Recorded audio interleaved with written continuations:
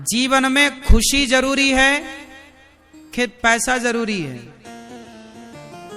आज के लोगों के पास पैसा है पर खुशी नहीं। सही है? क्योंकि आपने पैसा कमाना तो सीखा है, खुश रहना नहीं सीखा। ये भी एक कला है मेरी मां। जैसे हारमोनियम बजाना भी एक कला है, बांसुरी बजाना भी एक कला है। बोलो हाँ नहीं? साड़ी पहनना भी एक कला है, श्रृंगार करना भी एक कला है, खेती करना भी एक कला है, बिजनेस करना भी एक कला है। ऐसे ही प्रसन्न रहना भी एक कला है। ये सबको नहीं आता, सब लोग खुश रहना नहीं जानते। आपने अपने बच्चों को सारे टैलेंट देने की कोशिश की पर खुश रहने का टैलेंट देना भूल गए। आपके बच्चे भी, उनके पास बहुत सारे खिलौने हैं, आपके बच्चों के पास बहुत जोड़ी कपड़े हैं, आपके बच्चों के हाथ में महंगा महंगा मोबाइल, गाड़ी, जो कहता है सब कुछ आप दिला देते हैं, सब कुछ है, पर आपके बेटे के होठों पे एक प्रसन्नता नहीं है।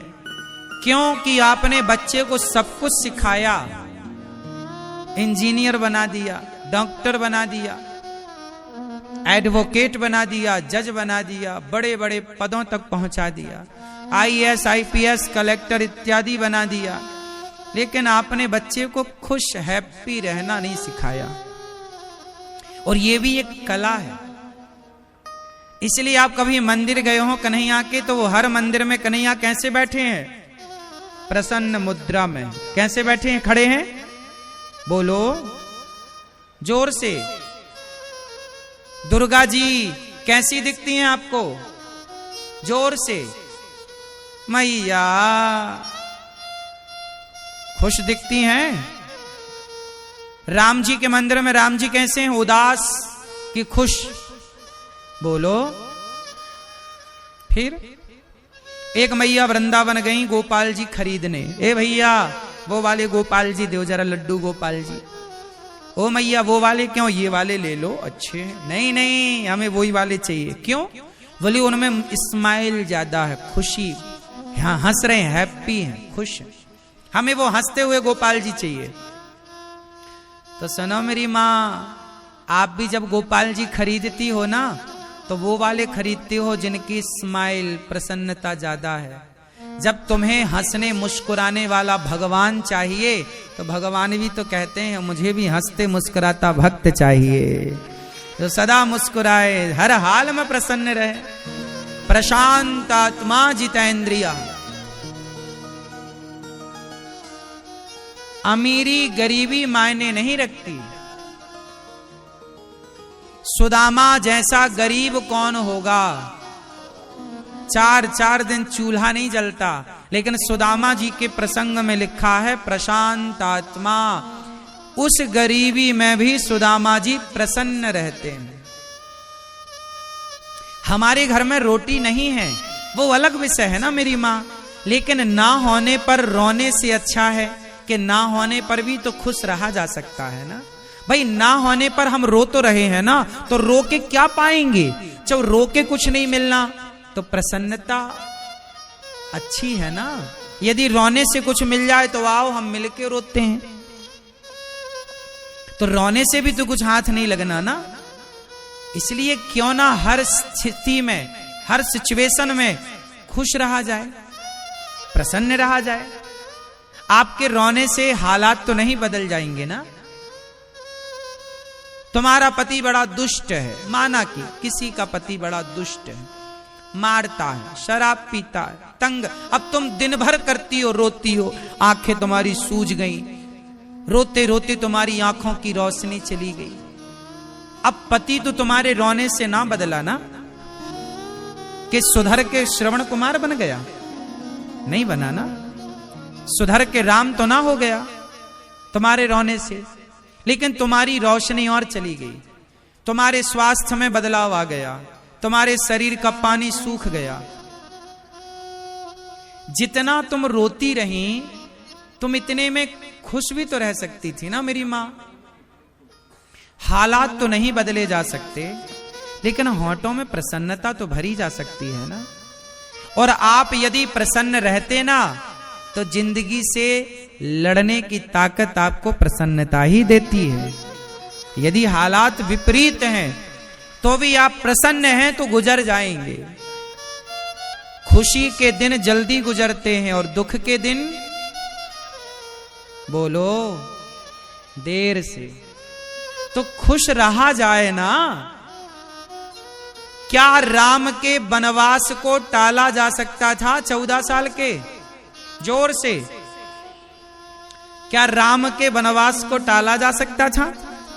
नहीं, नहीं टाला जा सकता। और राम ने टालने की कोशिश भी नहीं की।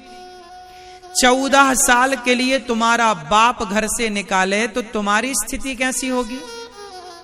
तुम 17 जगह रोगे अपने बाप का दुख, तुम रोगे। मेरी सास ने तो चम्मच नहीं दिया, महाराज जी घर से निकाल दिया। लेकिन धन्य है राम, धन्य है माता सीता, किसी से उन्होंने अपना दुख ना कहा। कहा हो तो बताओ।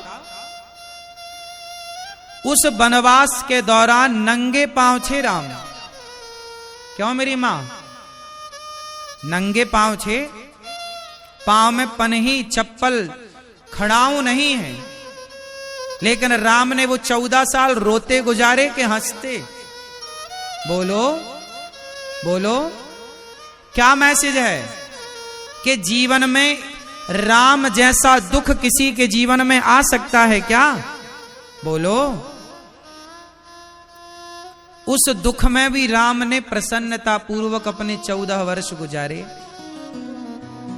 आपको मैसेज दिया कि आपके जीवन में भी हालात ऐसे हो जाएं, परिस्थितियां ऐसी बन जाएं, तो भी आपको प्रसन्न रहना चाहिए, होठों में प्रसन्नता बनाए रखनी चाहिए। रो कर भी क्या पाओगे? तुम्हारे घर में फला व्यक्ति मर गया, आप रो रहे हैं कि फलाना मर गया, चलो मर गया, तो क्या हम और आप उसे जिंदा कर सकते हैं? बोलो, नहीं कर सकते ना।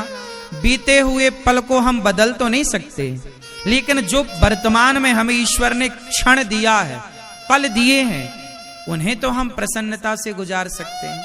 अब लोग रोते रहते हैं, फलाना मर गया, महाराज जी फलाना मर गया, रो रहे हैं। तो क्या होगा तुम्हारे रोने से? जिंदा हो जाएगा? तो आओ, हम लोग रोते हैं सब लोग। इसलिए जब तुमने रोना काहे सीखा है इतना ज्यादा? रोतड़ू कहीं के, दिन भर रोते रहते हैं, दिन भर आदमी रोता, दिन भर रोता। याद रखो भक्तों, रोते को रुलाया जाता है और हंसते को, ये प्रकृति का नियम है। उदाहरण से समझो, कोई छोटा बच्चा आपके सामने रो रहा हो ना, तो आप बार बार उसे उंगली करके और चिढ़ाएंगे, वो और रोता है। बोलो हाँ। रोता बच्चा मिल जाए तो आप उसकी ओर देख देख के और उसको उंगली करेंगे, वो और बोलो और रुलाते हैं उसे। और कोई बच्चा हंस रहा है तो आप उसे उंगली करके और हाँ, ये बात सही है कि गलत है?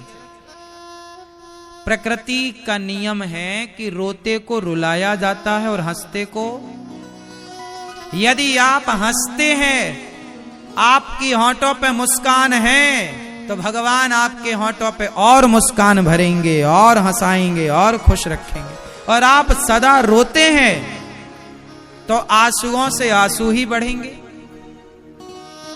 अच्छा एक बात बताओ, 4-6 लोग एक जगह बैठकर रो रहे हों और आप पहुंच जाएं, तो उनको रोता हुआ देखकर आपको हंसी आएगी कि रोना आएगा? जोर से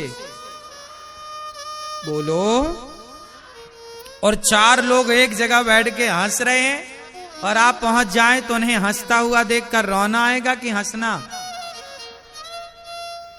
फिर रोते को देख करके रोना आता है और हंसते को देख करके हंसना आता है। तो जीवन में हंसना बेहतर है कि रोना बेहतर है? बोलो। इसलिए हंसना है तो हंसते हुए लोगों के साथ रहना सीखो। हंसते रहो, आप भी हंसो, आप भी होंठों पे मुस्कान रखो और दूसरे के होंठों पे और दुख है हमारे पास लाखों, लेकिन क्या करेंगे उस दुख की चर्चा करके। अभी हम दुख बताएं तो आप रो पड़ो और आप दुख बताओ तो हम रो पड़े।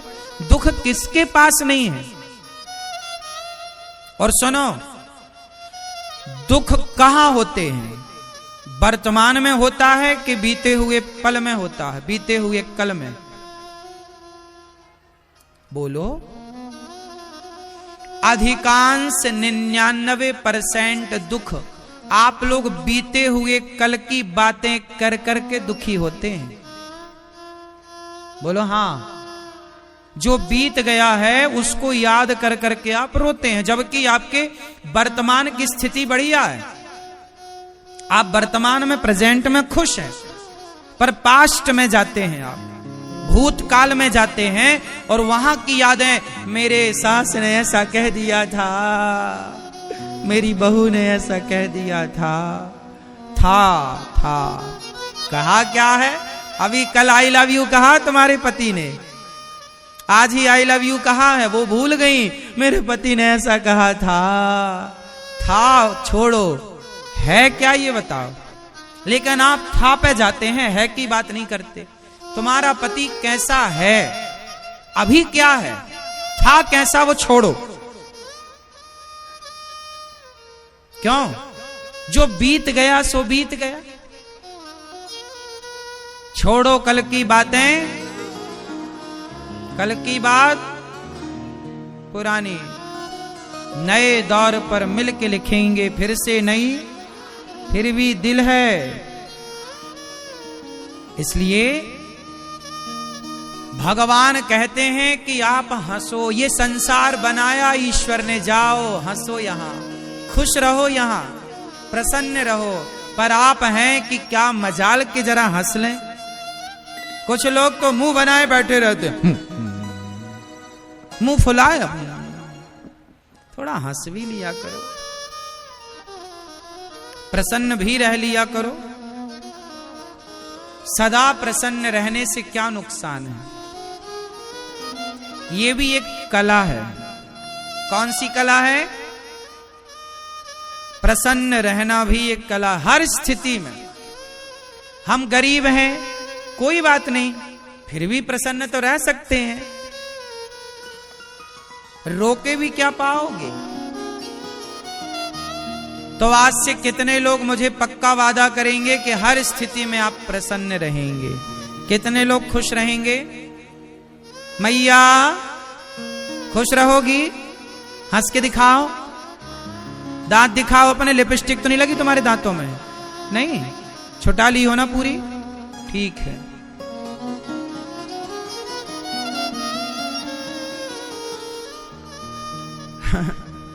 हमारी मैया है ना, जल्दीबाजी में लिपस्टिक लगा के भागती है कथा में, और जल्दी जल्दी में ध्यान देती नहीं है। हंसती हैं तो दांत में लिपस्टिक लगी, दांत लाल लाल लाल लाल। इसलिए हमारी मैयाएं बढ़िया आईना रख के चलती हैं पॉकेट में। सही है। हमारी माताओं के बैग में कुछ मिले ना मिले, आईना और लिपस्टिक जरूर मिलेगी। हाँ, सही है। थोड़ा हंसा करो। आपकी सुंदरता क्या है जानते हैं? आपकी प्रसन्नता। प्रसन्न कब रह सकते हैं आप? चलो बताओ। अभी शुरुआत कहां से हुई थी? दुख कहां से आता है? इच्छाओं से आता है। इच्छाएं समाप्त कर लो, पर प्रसन्न रहो तो दुख खत्म। अब ये बताओ कि प्रसन्नता कहां से आती है? प्रसन्न रहना होए तो क्या करना पड़ेगा? कौन व्यक्ति प्रसन्न रह सकता है? जोर से।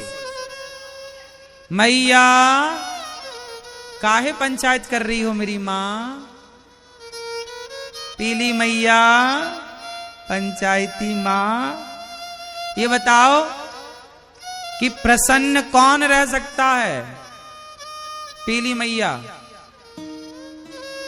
बताओ, प्रसन्न कौन रह सकता है? ये मैया बताएंगी हमारी पीली। कौन प्रसन्न रह सकता है मैया बताओ, आप बताओ। जिसके पास संतोष है। क्या है?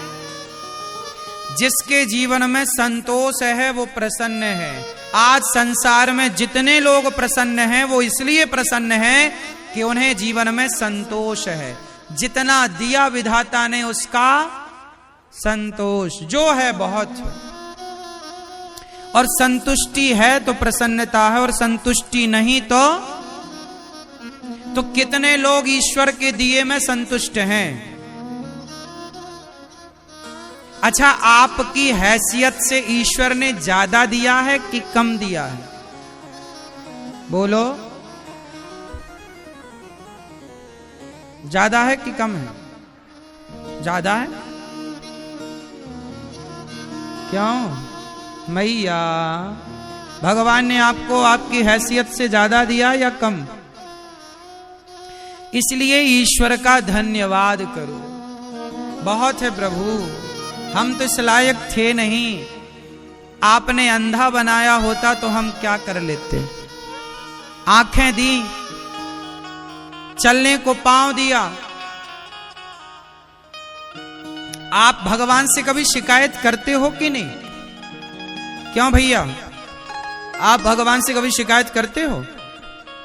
बोलो। ओ मोबाइल वाले भैया, आप भगवान से कभी शिकायत करते हो? नहीं। शिकायत वो करें जिनके पास चलने के लिए पांव नहीं है। शिकायत वो करें जिनके पास देखने के लिए आंख नहीं है। शिकायत वो करें जिनके पास हाथ नहीं है। शिकायत वो करें जिनके पास सुनने के लिए कान नहीं है। शिकायत वो करें जिनके पास बोलने के लिए वाणी नहीं है। आपके पास तो चलने को पांव दिए, देखने को आंख दी, उठाने को हाथ दिया। भगवान ने आंखों में रोशनी दी, कानों में सुनने की शक्ति दी, तो शिकायत किस बात की? आप लोग जूता चप्पल कहां पहनते हो? जोर से बोलो मेरी मां। भैया, आप लोग जूते चप्पल कहां पहनते हो? पैरों में। लेकिन समाज में कुछ लोग ऐसे हैं जो चप्पल हाथ में पहनते हैं। चप्पल कहां पहनते हैं? हाथ में पहन के चप्पल घिसटते हैं ऐसे ऐसे। देखा कि नहीं आपने किसी को सिकंदराबाद में? क्यों? हमने हाथ में चप्पल पहन के लोगों को घिसटते हुए देखा है। आपने देखा? आप में से कितने लोगों ने देखा है यह दृश्य? देखा है सबने। सोचिए, परमात्मा ने यह दृश्य क्यों दिखाया कि देख लो दुनिया वालों, जो तुम शिकायतें करते रहते हो ना, तुम कहते हो हमारे पास तो हमारा पड़ोसी 10,000 के जूते पहनता है। अरे उसे मत देखो जिसके पास 10,000 के जूते हैं, उसको देखो ना जिसके पास जूता पहनने के लिए पांव ही नहीं है। कम से कम विधाता का धन्यवाद दो कि आपको बढ़िया पांव तो दे रखे। कम से कम आपके पास हाथ में चप्पल पहन के घिसटने की नौबत तो नहीं है। इसका धन्यवाद दो ईश्वर को। जो मिला है, एक कागज उठाना, आज एक कागज उठाना, एक कलम उठाना और कागज में लिखना कि ईश्वर ने आपको क्या क्या दिया है। आंखें, कान, शरीर, माँ बाप, बेटी बेटा, गाड़ी, घर, दुकान, मकान, पैसा, बैंक बैलेंस, जो जो दिया है एक उसकी लिस्ट बनाना, और दूसरे पेज पर जो नहीं मिला और जो आपकी कामना उसकी जरा लिस्ट बनाना, और फिर चेक करना खुद कि जो दिया है वो ज्यादा है या जो नहीं दिया उसकी गिनती ज्यादा है। तो जो दिया है उसके आंकड़े ज्यादा हैं या जो नहीं मिला वो आंकड़ा ज्यादा है? बोलो बोलो मेरी मां। जो मिला है उसकी संख्या जो नहीं मिला, जो नहीं मिला उसकी शिकायत लोग करते हैं। अरे जो मिला है उसका धन्यवाद तो करो कम से कम। हेलो दोस्तों, यदि वीडियो अच्छा लगा होगा तो चैनल को सब्सक्राइब करें, वीडियो को लाइक करें एवं शेयर जरूर कर दें।